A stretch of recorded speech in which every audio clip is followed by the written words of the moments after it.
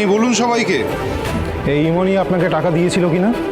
হ্যাঁ, উনি সেই রাতে আমাকে টাকা দিয়ে বলেছিলেন যে বাচ্চাটাকে মেরে ফেলতে আর হাসপাতালে জানাতে যে বাচ্চাটা মৃত জন্মেছে।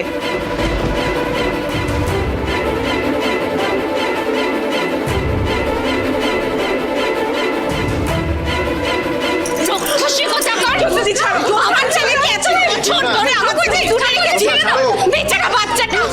মা কি সেটা বুঝে নাকি মাকে হারিয়েছে? আমি আমার ছেলে থেকে এত বছর ছেলে থেকে দূরে ছাড়ো। ছাড়ো না। ও যা করেছে তার শাস্তিও পাবে, কেউ ওকে বাঁচাতে পারবে না। থ্যাংক ইউ সুধা, তুমি আমাকে বাঁচালে, নয়তো আমি।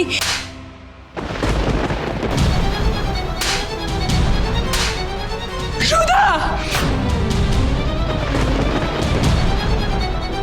হাউ ডে ইউ সুধা, এইভাবে তুমি ইমনের গায়ে হাত তুললে কি করে? আর একটাও কথা বললে তিনটের জায়গায় আমি চারটে চড় মারবো তোমায়।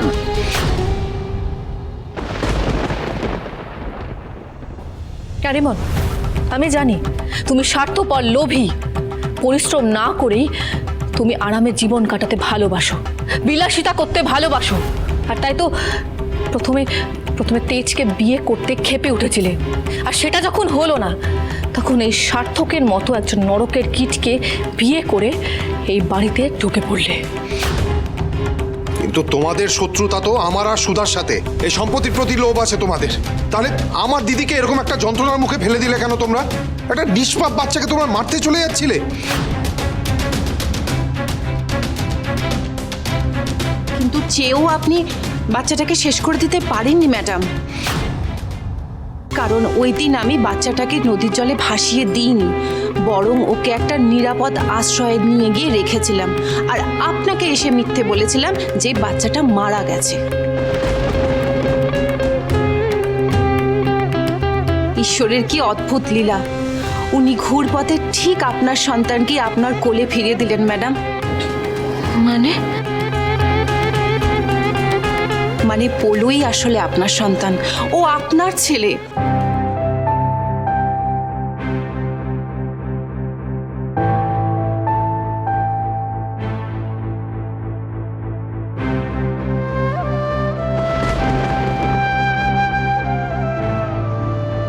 সত্যি বলছেন আপনি? হ্যাঁ ম্যাডাম, সেই রাতে আমি বাচ্চাটাকে শেষ করে দিতে পারিনি। ওইটুকু নিষ্পাপ ফুটফুটে একটা বাচ্চা, কি করে আমি ওকে শেষ করে দিতাম বলুন? কিন্তু নিজের কাছেও রাখার উপায় ছিল না। পাছে এই ম্যাডাম আমাকে সন্দেহ করেন, পোলোকে যদি কিছু করে দেন। তাই আমি শহর থেকে অনেক দূরে ওই পঞ্চপ্রদীপ আশ্রমে রেখে দিয়ে এসেছিলাম। পোলো ওখানেই এত বছর বড় হয়েছে।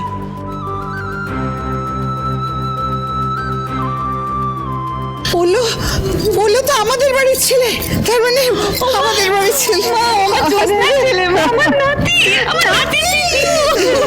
দাদু ভাই,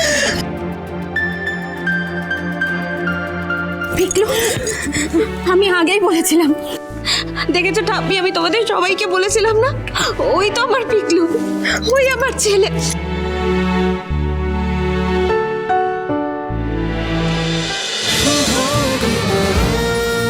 শুভ বিবাহ সোম থেকে রবি প্রতিদিন রাত 10:30টায় স্টার জলসায় ও জিও হটস্টারে।